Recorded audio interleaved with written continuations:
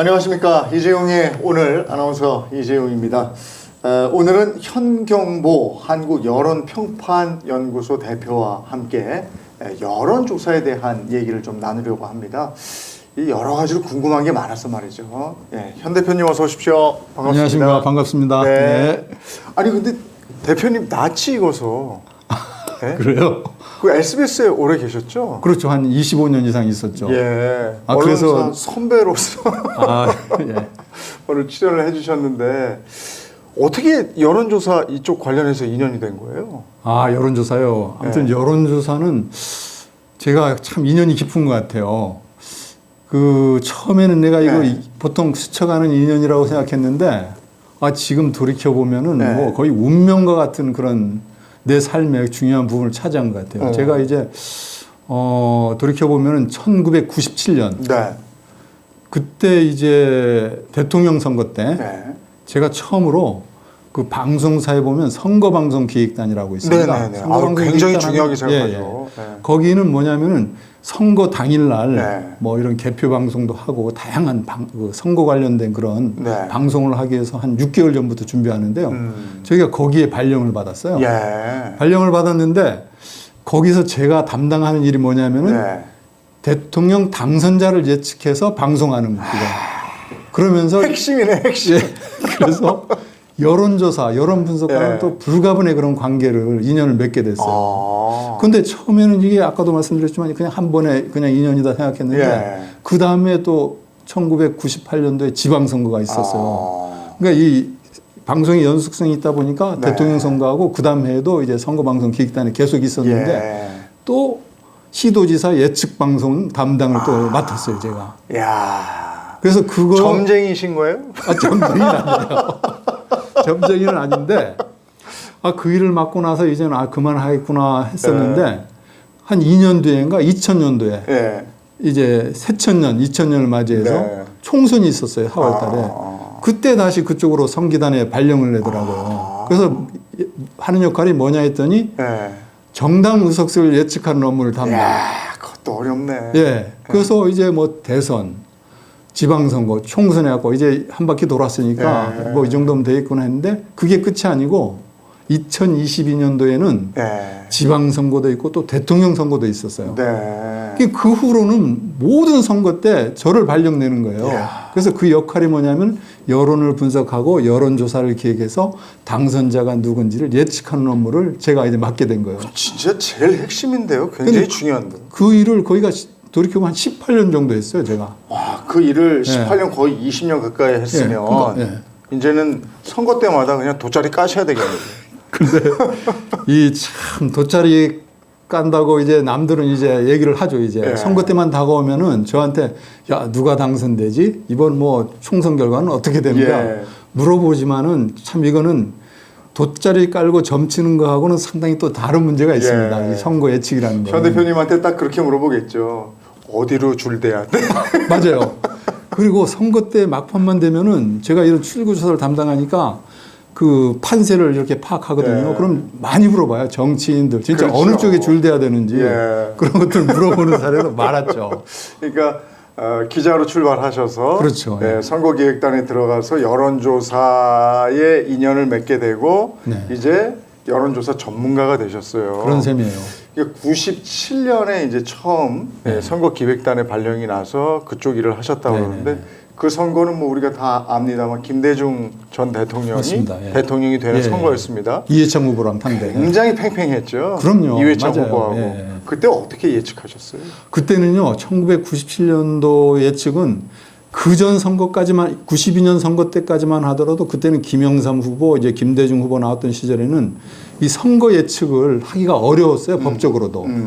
그런데 1997년 김대중 후보와 이해창 후보가 맞붙었던 그 선거 때는 진짜 모든 방송사는 물론이고 언론사들이 이 선거 예측을 위해서 그냥 치열한 노력을 했죠. 네. 특히 방송사들은 이제 선거 방송 예측, 예. 투표 마감되는 6시에 딱 예측을 이제 하는 정말 그런 치열했죠. 시절인데 정말 치열해서 어떤 일이 있었냐면은 그 선거 투표를 한 2, 3일 앞두고 너무 팽팽해가지고 이제 김대중 후보와 이해창 후보가 너무 앞서거니 뒤서거니 해서 방송 3사 본부장들이 모여서 네. 이번엔 6시 예측을 하지 맙시다. 그런 저거를 합의를 했어요. 잘못되면 예, 위험하다. 잘못되면은 그런 얘기까지 있었어요. 이거 김대중 후보가 이 여론조사에 된다고 했는데 실제로 안 되고 뭐 그런 식으로 하면은 뭐 호남에서 밀란이 일어난다 뭐 그런 얘기까지도 예. 있고 하니까 방송사에서 상당히 부담스럽죠, 예측하기가. 예. 그래서 방송사가 예측하지 않기로 했는데 그때 KBS와 SBS는 그 합의를 지켰고 MBC가 깼어요. 그 그랬나요? 합의를. 예. MBC가 빵 예. 했어요. 그래서 MBC만 그날 투표하는 날 6시, 오후 6시 투표 마감과 동시에 그걸 깠어요. 그래서 김대중 당선. 예, 그래서 당선은 아닌데 네. 예측 결과도 1%포인트 차이예요. 야, 과감했네. 그렇죠. 예. 그러니까 너무도 위험한 어찌 보면 도박이긴 한데 네. 그 흐름 자체는 막판에 그래도 김대중 후보가 좀 좋게 나왔어요. 그래서 KBS, SBS는 조사를 하고도 예측 못했고 네. MBC는 예측해서 1%포인트 차이로 예측했는데 결과는 1.5%포인트로 김대중 후보가 이긴 거예요. 그러니까 과감했네. MBC는 완전히 그때 과감했어. 예, 뜬 거죠, 완전히. 예. 그때 당시에 한국 갤럽이 예측을 했는데 그 지금은 돌아가셨지만 박무익 회장님이라고 네, 네. 계셨는데 그분이 우리나라 여론조사의 원조죠, 사실. 예. 그 한국갤럽이 이제 가장 먼저 여론조사 생겼고 예. 그분이 이제 MBC 스튜디오에 출연해가지고 딱 그 예측을 발표했죠. 야, 이 얘기 들으니까 재밌네요. 그렇죠. 그 출구조사는 그러면 어떻게 3사가 모여가지고 지역을 나눠서 거기서 이제 그 사람들 의견을 청취해서 종합해서 내는 거잖아요. 예, 예, 예. 근데 여태까지 대선에서는 한 번도 틀린 적이 없었단 네, 말이에요. 네, 네. 이번 대선에서도 근사한 차이가 났었어요. 그렇죠. 0.7% 예. 포인트. 그러니까 이것도 굉장히 위험하다고 생각을 했었는데 네, 네. 그 예측대로 됐어요. 네, 네, 맞습니다. 예, 그래서 사람들이 야 대단하구나 이 출구조사라는 게 대단하구나 이랬었는데 책도 출간하고 그러셨잖아요. 아, 책 낸 거는 네. 제가 좀 몇 년 되긴 했어요. 네. 그래서 뭐 출간한 책 뭐 한번 가지고 오시면 좋겠다 해서 하나 여기 저도 들고 저한테도 나오긴 했는데 주셨는데. 네. 이 제목이 이제 여론 전쟁이라는 이런 책입니다. 그래서 제가 우리 이재용 예. 앵커님도 하나 이제 드리고 싶어서 제목도 전쟁입니다. 여론 전쟁. 예, 여론 전쟁. 여기 보면 표지 보면 이제 우리 저 노무현 대통령도 보이고 예. 뭐 김대중 뭐 대통령도 보이고 역대 대통령들의 대통령들이 모습이 나왔는데 보입니다. 예.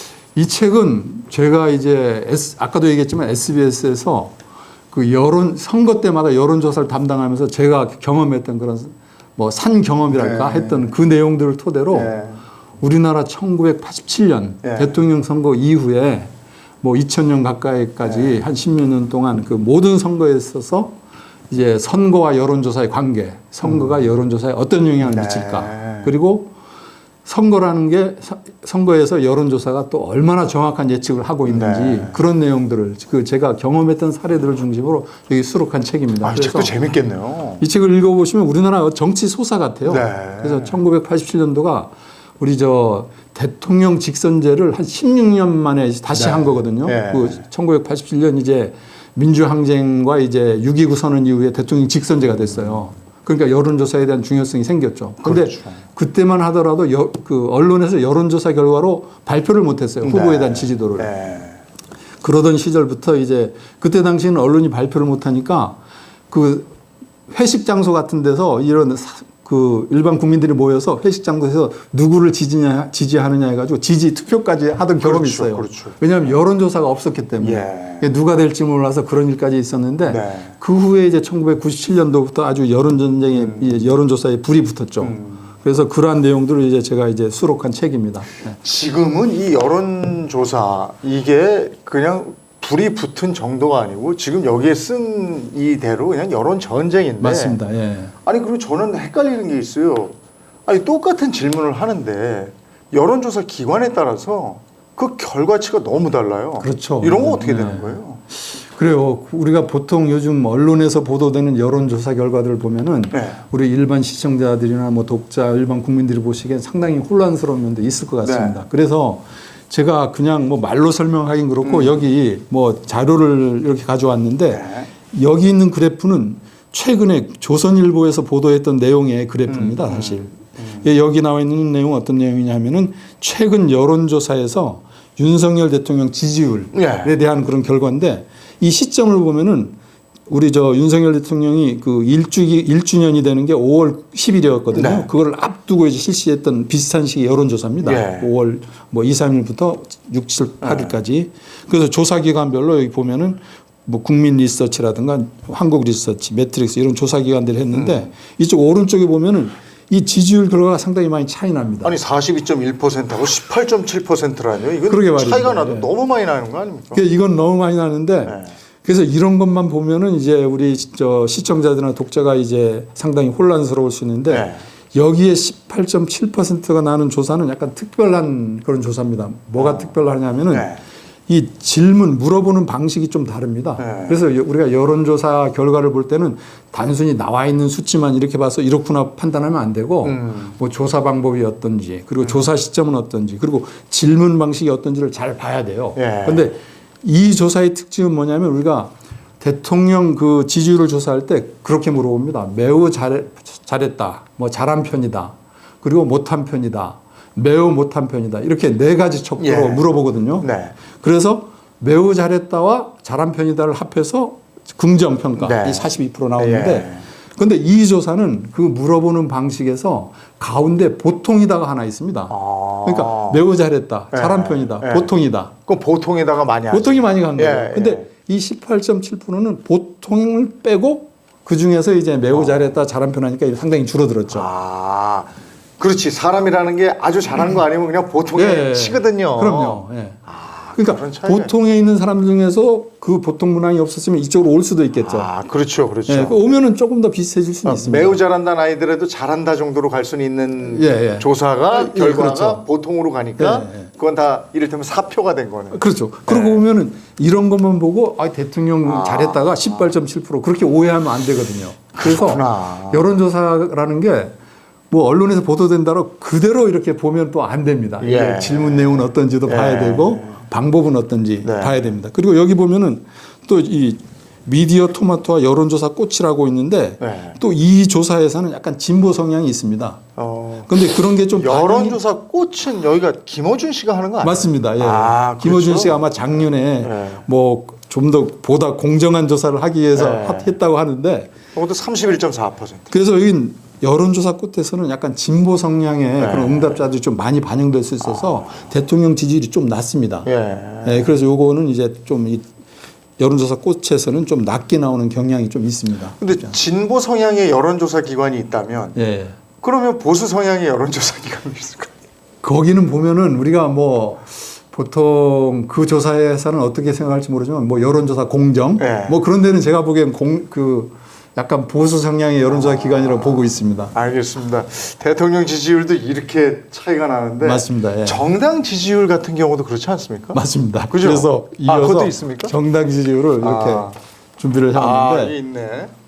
이것도 이제 그 예. 5월 초에 이루어진 예. 거의 동일한 시점이 이루어졌는데 예. 여기 보면은 민주당이 훨씬 높죠. 여기 아까 거기네 여기 여론조사 진보 꽃. 성향이 여론조사 꽃이죠. 예. 이거 미디어 토마토도 약간 그렇고. 민주당이 52.7% 과반이 넘었고 예, 이건 뭐 37%. 국민의힘이 36.9%. 거의 10몇 프로 차이 나죠. 예. 그러네요. 여기도 10몇 프로예요. 네. 차이 나고 그다음 리얼미터 조사 네. 이렇게 좀 줄어들었죠. 네. 그리고 요 밑에 보면은 근데 여기서는 국민의힘이 좀 높아요. 그러네요. 이게 뭐 오차범위 내긴 한국갤럽하고. 합니다. 그렇죠. 예, 네. 이렇게 높아요, 이렇게. 음. 그러면 이러한 차이가 뭐냐 하면은 또 여기에도 이제 여론조사 방식의 차이가 있습니다. 네. 여기 보면은 위에 한 조사는 전부 ARS 방식으로 한 거예요. 아. 그리고 밑에는 전화 면접 조사. 아. 그래서 조사 방법에 따라서도 이 여론조사 결과가 이렇게 달라질 수 있거든요. ARS하고 전화 면접 이렇게 달리 나와요? 달리 나오죠. 근데 그게 특징이 있어요. ARS와 이제 전화 면접은. 예. 그래서 뭐 어떤 분들은 뭐 ARS는 뭐 안 좋은 조사지만 저는 그렇게 생각은 안 합니다. 이제. 근데 그 특성이 다르다는 걸 또 우리 잘 아셔야만이 이 여론조사를 올바르게 이제 이해할 수 있는 거죠. 특성이 어떻게 다릅니까? 그럼 그거와 관련된 거를 이제 좀 더 부연 설명하기 위해서 이 그래프를 가져왔는데 이 그래프를 보면은 이 그래프는 대통령 선거 1년 전, 네. 그러니까 대통령 선거가 22년도에 있었는데 21년도 1월 달부터 8월까지 이제 그 전화 면접 조사와 ARS 조사의 그래프를 가져왔는데요. 네.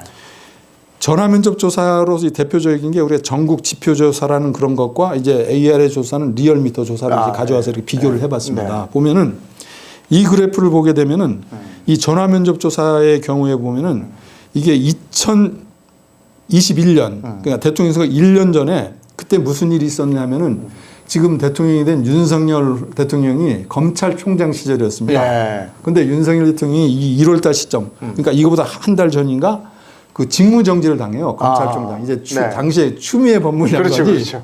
이 직무정지를 해요. 그래서 이제 윤석열 대통령이 이제 직무정지 기간이 지나면서 결국은 3월 달인가 사퇴를 하는 그런 시점이에요. 이 3월 달에. 그러다가 이제 윤석열 대통령이 6월 말에 출마 선언하고 7월 달에 국민의힘에 입당을 하거든요. 그런 과정이 있었던 조사인데요. 이 조사를 보면 참으로 이 전화면접과 ARS 조사를 볼 수가 있는데 여기 보면은 이 파란색이 이재명 후보 지지도입니다. 당시. 이 빨간색은 이제 윤석열 후보 지지도고 여기 초록색은 이제 뭐 이낙연 후보 지지도입니다만은 보면은 전화면접 조사에서는 이재명 후보가 계속 윤석열 후보를 앞섰습니다. 위에 높이 있습니다. 이재명 후보가 뭐 25, 6, 7 나오는데 뭐 우리 윤석열 후보께서는 이제 20, 22 뭐 항상 그 밑에 있었습니다.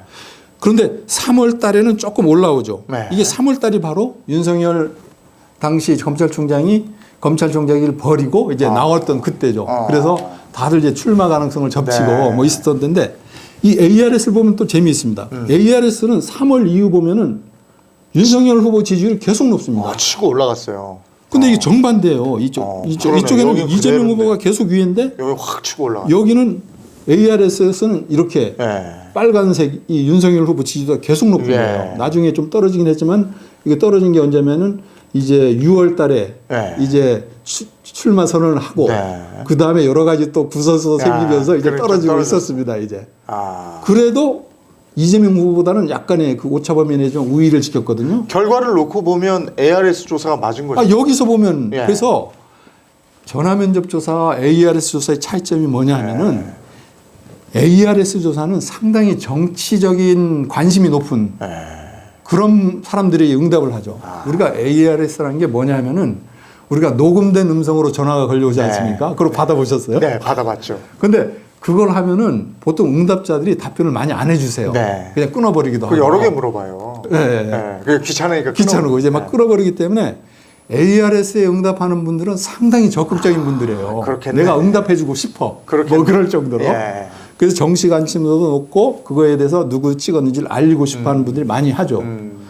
반면에 이 전화 면접은 그래도 사람이 직접 전화를 하기 때문에 ARS보다는 응답률이 높은 거예요. 그래도 팍 끊지 못하죠. 팍 끊지 못하죠. 그러다 보면은 ARS의 특성은 아주 정치 관여도가 높은 분들이 여기에 응답하고 이거는 정치 관여도가 그만큼 높지 않은 보통 일반인들을 많이 더 대표할 수는 있다고 봐요. 그래서 이 차이가 뭐냐면은 이 전화 면접 조사를 보면은 누군지 응답하지 않는 부동층 비율이 높아요. 여기 보면 30대 %대. 그런데 ARS는 10% 미만이에요. 그러네. 이게 더 많이 응답했기 때문에 이 비율도 높아지고 그래서 당시 윤석열 후보의 지지도가 높았던 거는 정치적인 관심도가 높은 그런 층에서 이게 높은 거죠. 근데 나중에 선거가 다가오면서 결국은 윤석열 후보가 이기긴 이겼습니다. 그렇기 때문에 이 ARS 조사라는 거는 그 당시의 민심을 그대로 대표하기는 어렵다고 하지만 그래도 이제 정치적인 관심이 높은 사람들의 의견을 반영하기 때문에 선거 예측하는 데는 나름대로 또 유용하다. 이 그런 결과를 보여주고 있죠. 근데 요즘 이거 재밌네. 근데 요즘에 이제 여러 가지 여론조사 결과가 발표되는 것들을 보면서 그 일반 국민들은 야 저거 같은 편끼리 그냥 이렇게 여론조사하는 거 아니야?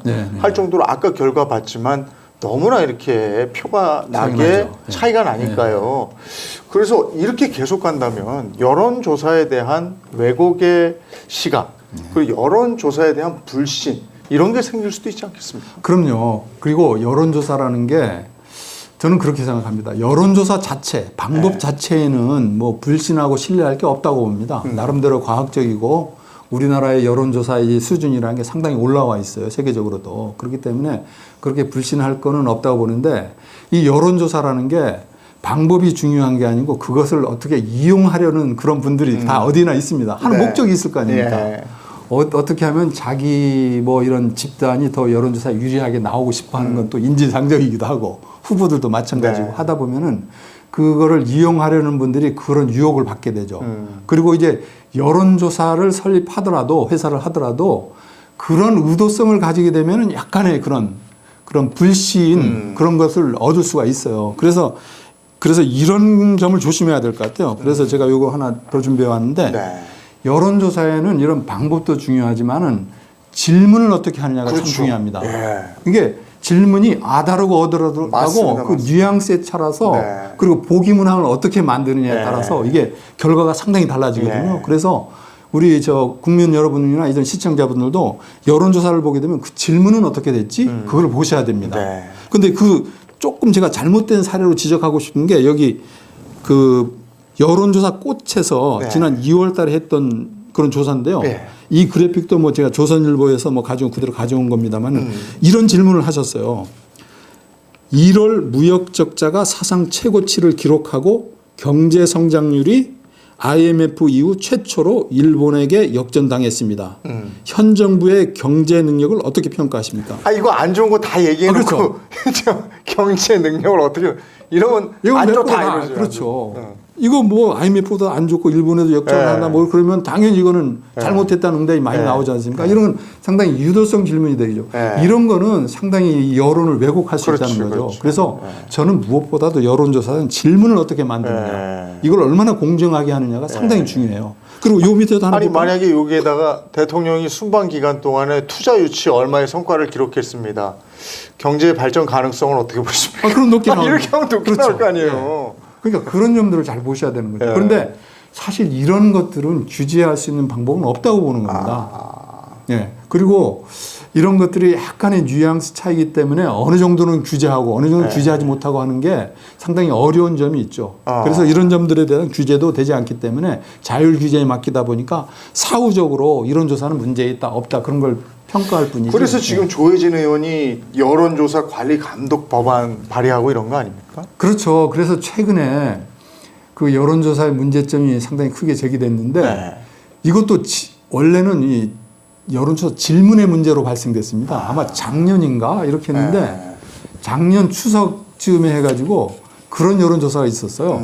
모 여론조사 N 여론조사인데 윤석열 대통령 탄핵에 대해서 찬성하느냐 반대하느냐. 탄핵에 대해서 물었어요? 그러니까 대통령이 된 지 몇 달이 됐다고 그 탄핵에 대해서 이렇게 질문을 하신 거예요. 근데 여론조사라는 게 어떤 질문을 하는 게 질문의 자유는 있다고 봐요. 그런데 아무 질문이나 해서는 안 되거든요. 여론조사는 대부분의 국민들이 관심을 가지고 있고 그럼요. 그리고 그래도 대부분의 국민들이 이런 거 물어볼 만하다 하는 걸 해야 되는데 당시에는 이제 지금의 야당의 일부 의원 몇 명이 탄핵 주장을 하니까 그런 탄핵 주장에 대해서 어떻게 생각하느냐 물어가지고 탄핵이 높다 그런 거를 막 보도하고 이런 식으로 됐죠. 그러니까 그런 질문들이 이제 좀 무리를 일으켰죠. 그래서 그런 문제를 계기로 상당히 지금 여당에서 국민의힘에서도 문제 제기도 하고 그러면서 여론조사의 어떤 신뢰도 그런 문제가 나왔는데 지금은 이제 조혜진 의원이 아까 발의했던 그런 법안 같은 거는 제가 그 내용은 아직 어떻게 될지 모르겠습니다. 근데 저는 개인적으로는 여론조사를 이렇게 막 규제하고 그런 거는 좀 반대합니다, 사실.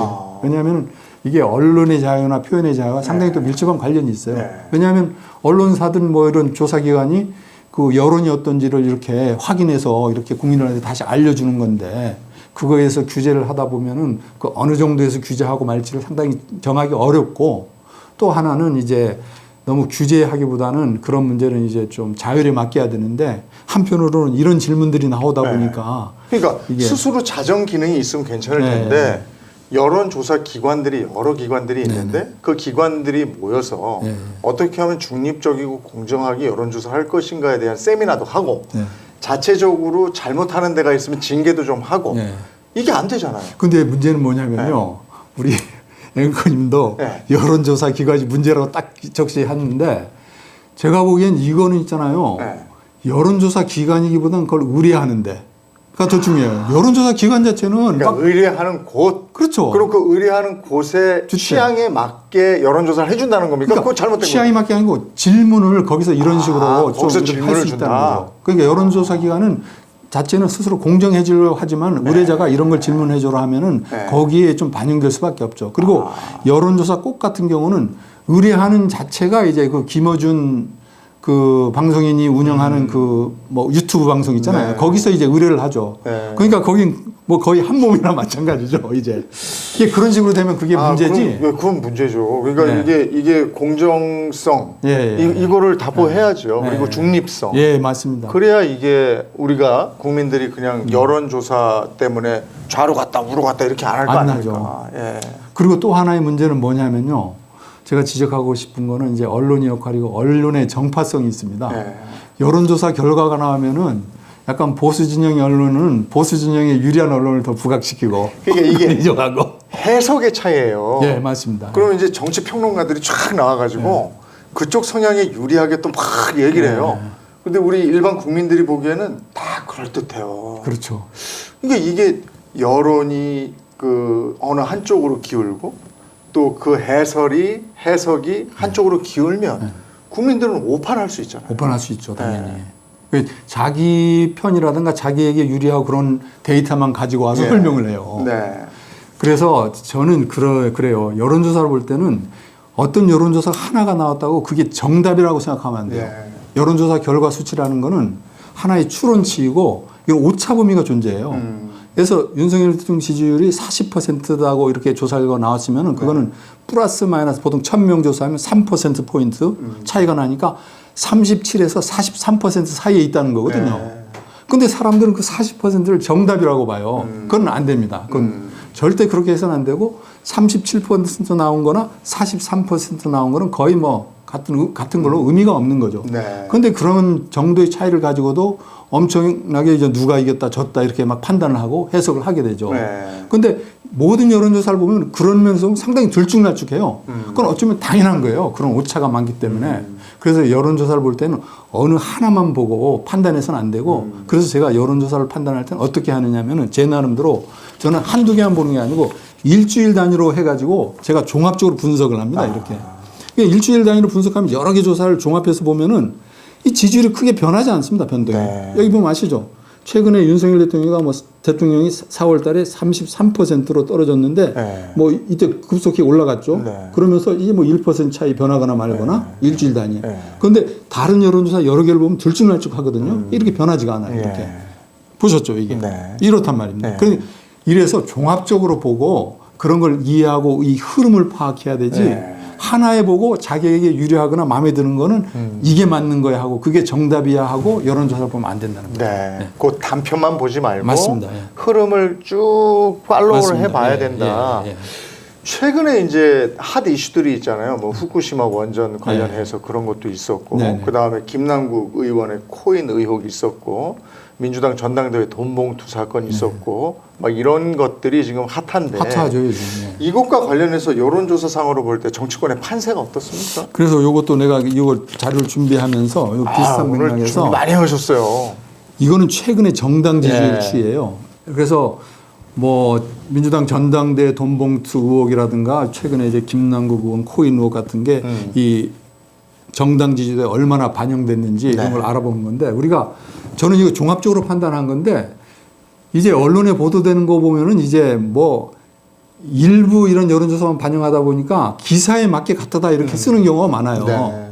여러 가지 조사 중에. 네. 근데 저는 종합적으로 보게 되면은 여기서도 그런 편향은 나타납니다. 이제 그런 돈봉투 의혹 사건 같은 게 이 돈봉투 의혹 사건이 4월 13일 날 이게 일어났거든요. 네. 근데 그게 있은 후에 민주당 지지도 이 파란색인데 39%에서 37% 쭉 떨어져요. 네. 그러니까 이 여론이라는 거는 정당 지지도라는 건 한꺼번에 5% 떨어지고 몇 프로 떨어지지 않습니다. 사실 예. 그렇지 않겠습니까? 예. 뭐 일주일 만에 뭐 10% 떨어지고 그러진 않습니다. 그렇죠. 그쪽을 네. 지지하는 분들이 있으니까. 고정 지지율이 예, 있죠. 예. 그러다 보니까 상당히 2%가 떨어졌고 그거에 이어서 김남국 코인 의혹도 이제 5월 일주 전에 5월 5일 날 이게 네. 어린이날입니다. 맞지? 이제 네. 5월 5일 어린이날이라는데 그 사건으로 이제 민주당이 이렇게 39%에 쭉 이렇게 떨어졌죠. 이렇게. 그래서 이렇게 밑으로 갔네, 마지막엔 최근에는 약간의 그 저 민주당이 국힘보다 좀 지는 걸로 나왔어요. 근데 이때 당시는 이제 민주당이 39%로 이제 4월 달에 높았는데 네. 이 시점이 뭐냐면은 네. 그 윤석열 대통령이 3월 3일인가 네. 3월 6일인가 그거를 했어요. 일제 그 강제징용자들에 대한 그 배상 그걸 발표를 했어요. 발표를 하고 여론이 좀 안 좋았어요. 그때 당시 이제 국민의힘 지지도가 34%, 분위기가 상당히 좋다가 이제 떨어졌거든요. 그때 이제 민주당 올라갔죠. 민주당이 그걸 가지고 이제 적폐, 일본 반일 감정을 자극하면서 올라갔고 이제 국힘은 상당히 내려갔죠.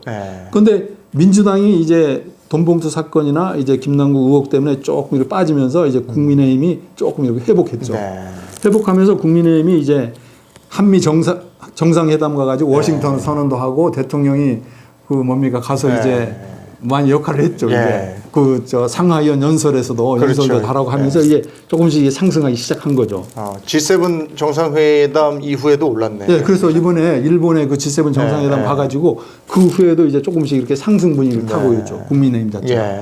반면에 이제 이쪽 더불어민주당은 이 두 가지 악재, 이제 뭐 돈봉투 사건에다가 김남국 코인 의혹으로 계속 좀 내리막길을 가고 있죠.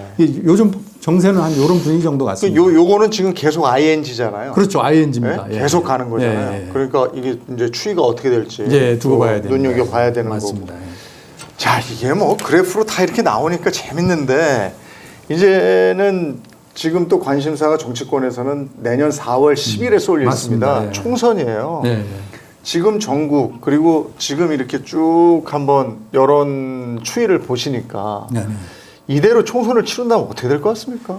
그렇죠. 이 선거 예측이라는 건 벌써 뭐 한 10개월 가량 내년 4월 달에 총선이니까 한 10달 정도 남았는데 지금 예측하는 건 뭐 사실 불가능합니다. 뭐 그래서 제가 그런 여론 추이 같은 거를 좀 이렇게 미리 이렇게 살펴볼 수고 상황 판단을 할 수 있는 그런 자료를 제 나름대로 한번 준비해 봤는데요.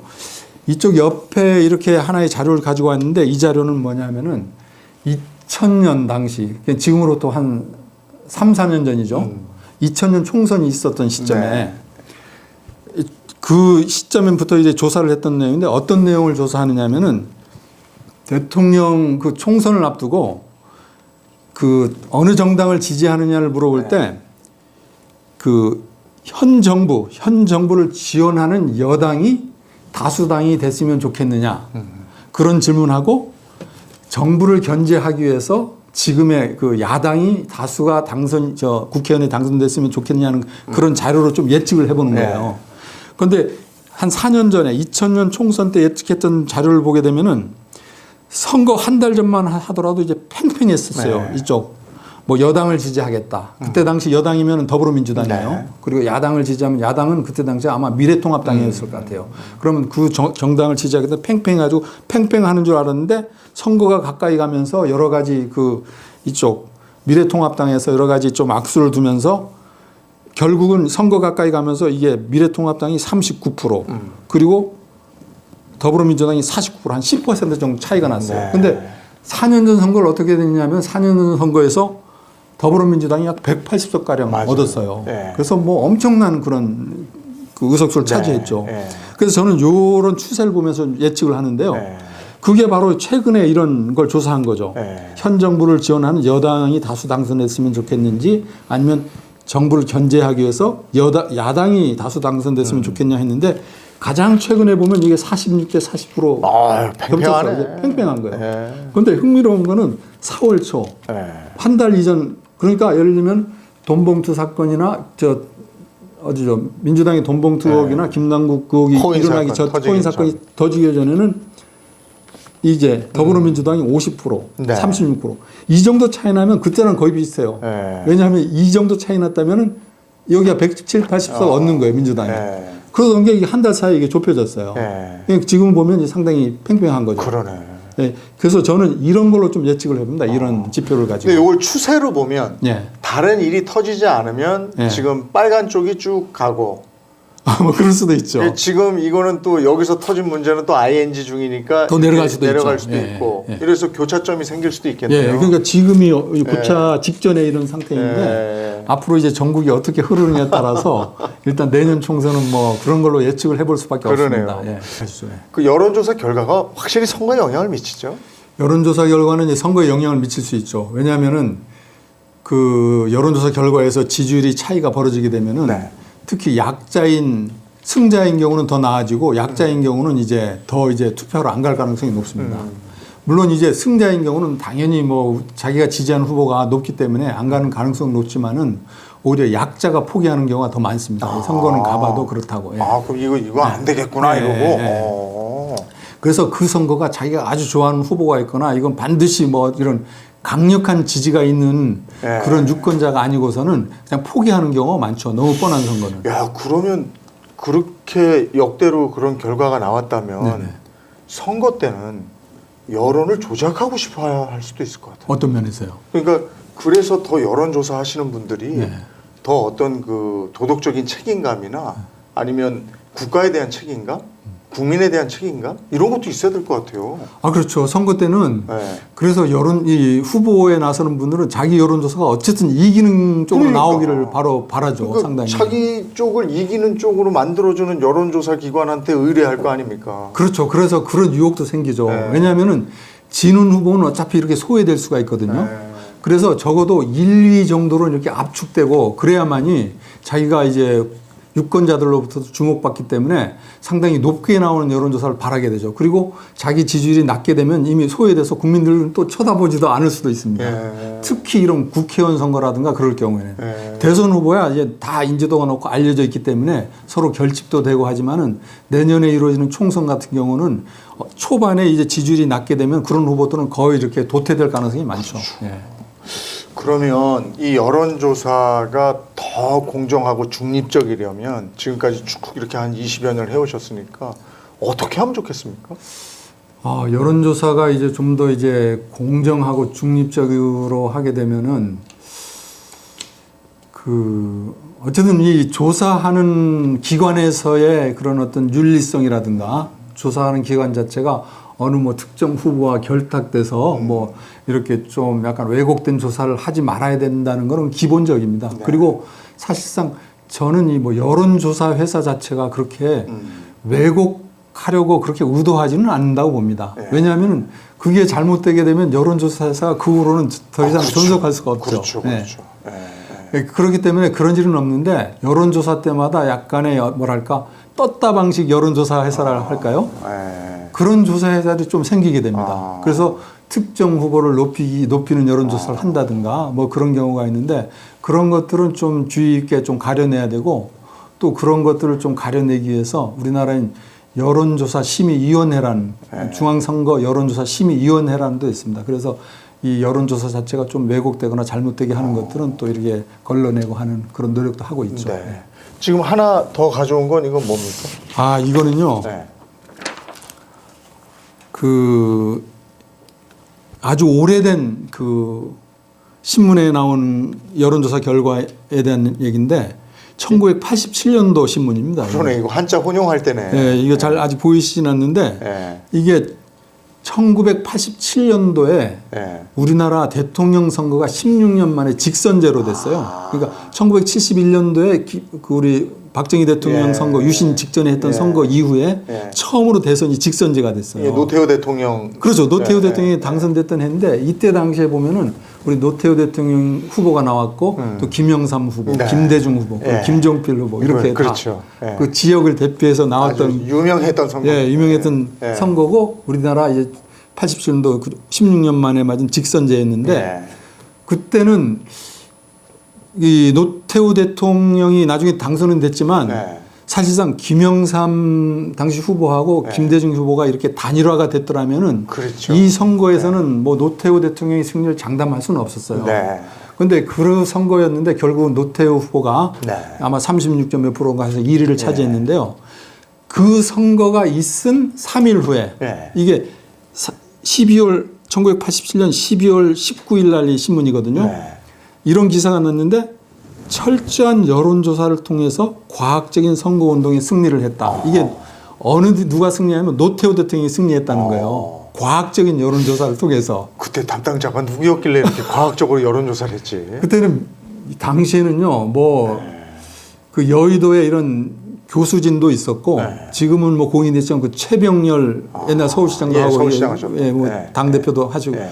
그런 분들이 이제 이 여론조사를 좀 지휘하고 이렇게 하고 당시에 뭐 사회과학 연구소인가 아무튼 나름대로 연구소가 있었는데 그때 그 노태우 후보 캠프에서는 이 여론조사를 했는데 그때 당시만 해도 여론조사, 대선 여론조사를 해서 공표를 못하던 시절입니다. 네. 그때는. 조사는 하지만은 여론조사를 공표를 못했어요. 근데 내부적으로 엄청나게 치밀하게 조사를 한 거예요. 예. 그래서 그때 당시 우리 노태우 대통령 나올 때 보통 사람이라는 그런 저 슬로건도 네. 있었거든요. 네. 그것도 여론조사를 해가지고 그런 슬로건도 만들어내고 그리고 상대방의 약점은 뭐고 그런 것들을 전부 여론조사를 통해서 조사를 한 거예요. 예. 그래서 이런 여론조사를 바탕으로 해가지고 선거를 치른 거죠. 예. 그러다 보니까 아주 과학적인 선거를 치른 거죠. 그리고 막판에는 그 노태우 후보가 어느 정도 우위에 가니까 이제는 선거를 약간 진정시키면서 너무 과열시키지 마라. 이대로 가도 우리가 이기니까 해가지고 그런 전략까지도 다 이 여론조사를 치밀했네. 통해서. 예. 예. 그러니까 지금 선거로 보면은 거의 한 40년 가까이 됐거든요. 40년 전. 87년도니까 그러네요. 5, 6년 이상 됐죠. 예. 그때부터 여론조사를 위해서 통해 가지고 후보의 전략을 짠 거죠. 대단한데. 그래서 그 후에 1992년도에는 다시 대통령 선거가 있었는데 네. 김영삼 후보도 그렇고 김대중 후보 맞붙었는데 그때는 뭐 물밑에서 치열했어요. 이런 여론조사 이런 걸 통해 가지고. 그 여론 전문가들이 모셔졌겠네요. 네. 그리고 이때 여론조사 회사들이 아주 우후죽순으로 생겨났죠, 많이. 그랬군요. 예. 그래서 이 여론조사를 잘 활용함으로써 네. 이제 어떻게 활용하냐에 따라서 후보가 네. 이제 선거 결과에 당락에 영향을 미칠 수 있다는 걸 또 보여주는 그런 사례이기도 하죠. 야, 여론조사, 여론 분석에 대한 얘기를 이렇게 그렇죠. 예. 생생하게 들을 수 있으니까 맞습니다. 참 재밌고 좋네요. 이게 이런 식으로 이루어졌고 이런 식으로 활용이 되고 네네. 그러는구나 싶습니다. 오늘 이제 마무리하면서 아직 이 얘기는 내가 더 해야 되는데 못했다 하는 게 있으면 좀 한 말씀 해주시죠. 이 마무리하기 전에 제가 네. 또 이제 여론조사가 이렇게 활용됐는데 네. 이 내년도 총선 같은 것도 있지 않습니까? 근데 후보들이 이 여론조사를 얼마나 잘 활용하느냐에 대해가 뭐 아까도 설명했지만 네. 거기서 나왔지만 상당히 매우 중요한데 여론조사가 이제 선거에 어떻게 이용되느냐 하면은 네. 우리가 선거나 이런 전쟁에서 보면 손자병법에도 나왔지만은 이제 지피지기면 백전불태. 네. 그러니까 상대를 알고 적을 알고 나를 알면은 뭐 100번 싸워도 이제 위태롭지 않다. 그런데 최근에는 그거를 지피지기면 백전백승이다. 뭐 100번 싸우면 100번 이긴다고 그렇게 뭐 나오기도 하는데 이 선거를 통해서 이 지피지기를 하는 게 상당히 중요한데 지피지기를 하는데 이 여론조사가 상당히 유용하다는 거죠. 왜 그러냐면은 여기서 지피를 한다는 건 그래서 제가 가끔 후보들에게 이런 얘기를 해요. 지피지기를 해야 된다 하면 후보들은 그런 얘기합니다. 나 상대 후보에 대해 많이 알고 내 자신에 대해서 많이 알아. 그러니까 뭐 지피지기 할 것도 없어 하는데 제가 여기서 말씀드리고자 하는 거는 후보 자신이 지피지기 하는 게 아니고 유권자들이 그 후보 자신을 어떻게 생각하느냐. 그게 지피거든요. 자기 자신이 자기에게 후보가 많이 하는 게 중요한 게 아니고 유권자들이 그 후보를 어떻게 생각하느냐. 네. 그게 상당히 중요하죠. 네. 그리고 상대 후보, 적 후보도 유권자들이 어떻게 하느냐를 파악하는 게 중요해요. 네. 왜냐하면 유권자들이 바로 그 선택하는 투표권자잖아요. 네. 근데 후보들은 자기 자신을 잘한다고 생각해요. 근데 정작 중요한 거는 유권자들이 그 후보에 대해서 어떻게 생각하느냐. 그게 중요하거든요. 그래서 일반 후보들은 그 자기 자신에 대해서 잘 몰라요. 특히 유권자들이 자기를 어떻게 생각하는지 모르잖아요. 근데 여론조사야말로 내 자신의 내가 후보라면 그 후보에 대해서 어떻게 생각하는지 그리고 상대 후보가 어떻게 생각하는지를 분명히 잘 알려주는 그런 유용한 도구로서 활용할 수 있죠. 그래서 유권자들이 자기 자신 후보라든가 상대 후보에 대해서 어떻게 그거를 알고 있는지 그게 중요하고 그거를 알려주는 게 바로 여론조사라는 네. 거죠. 그런데 보통 후보들은 이렇게 얘기해 보면 나는 내 자신에 너무 잘 알아. 그리고 네. 상대 후보의 약점도 잘 알아 하지만은 정작 중요한 거는 그게 중요한 게 아니거든요. 유권자들이 어떻게 생각하느냐 중요하죠. 여론조사를 통해서 보다 객관적으로 그렇죠. 본인을 판단해라. 그렇죠. 예. 그래서 그러면 후보들은 그렇게 해서 이용하지만 그러면 유권자들은 여론조사를 어떻게 이용해야 됩니까? 유권자들은 이제 여론조사를 볼 때 아까 같이 그 여론조사 방식에 따라서 이렇게 차이도 있고 이렇게 뭐 여러 가지 방식이나 뭐 이런 문항에 따라가지고 이런 차이가 있잖아요. 그래서 실제 여론의 흐름을 잘 분석하고 그리고 이제 여론 그 결과에 여론조사 결과에 나오는 그런 결과들을 좀 자세히 좀 들여다볼 필요가 있어요. 그냥 언론에 보도된 대로만 이렇게 보도하면은 실제 그 일반 국민들이 생각하는 그 후보의 진면목을 볼 수가 없어요. 그래서 일반 유권자들은 좀 더 이 여론조사가 어떤 식으로 이루어지고 어떤 시기에 뭐 어떤 내용인지를 잘 파악하셔가지고 실제 여론을 좀 파악하고 또한 참고 자료로만 삼아야 된다는 거죠. 네. 자기가 선택하는데 네. 너무 다른 사람들이 많이 지지한다고 가서 찍을 필요는 없고 네. 본인이 이제 후보에 대해서 어떻게 잘 판단하고 그거를 이제 본인의 판단에 따라서 이렇게 네. 그 결과 뭐 투표하거나 그런 행동을 해야 되겠죠. 여론조사의 중요성이 점점 더 부각되고 있는 시기고 여론조사 내용들을 보면 궁금한 게 많아서 오늘 정말 여론조사의 전문가라고 할 수 있는 현경보 한국여론평판연구소 대표와 이 여론조사 부분에 대해서 집중적으로 알아봤습니다. 더 하실 얘기가 있습니까? 아닙니다. 더 뭐 할 얘기는 없지만은 마지막으로 이제 우리가 그런 경향이 있어요. 우리가 여론조사를 이렇게 보면 일반인 분들이 자기에게 자기가 이렇게 듣기 좋은, 그러니까 자기에게 뭐 자기가 좋아하는 후보가 높게 나온 조사는 또 맞다고 보고 네. 또 후보들도 마찬가지예요. 자기에게 유리한 조사는 이게 맞은 여론조사야. 네. 정치인들이 많이 그렇게 하죠. 네. 그렇게 보게 되면은 이제 정확한 판단을 흐르게 된다는 거죠. 그래서 여론조사를 판단할 때는 상당히 객관적으로 판단해야 되는데 이런 확증 편향에 사로잡혀서 여론조사 결과를 보면 안 돼요. 그래서 네. 냉정하게 좋은 조사든 나쁜 조사든 보고 또 여론조사를 깊이 들여다보고 이건 어떤 조사고 어떤 질문을 통해서 아까 설명했죠. 네. 그런 내용들을 잘 들여다본 후에 여론조사를 보고 판단하면은 여러 가지 이제 알겠습니다. 실제 여론을 파악하는 데 도움이 될 것 같습니다. 네, 알겠습니다. 현경보 대표와 함께했습니다. 고맙습니다. 네, 감사합니다.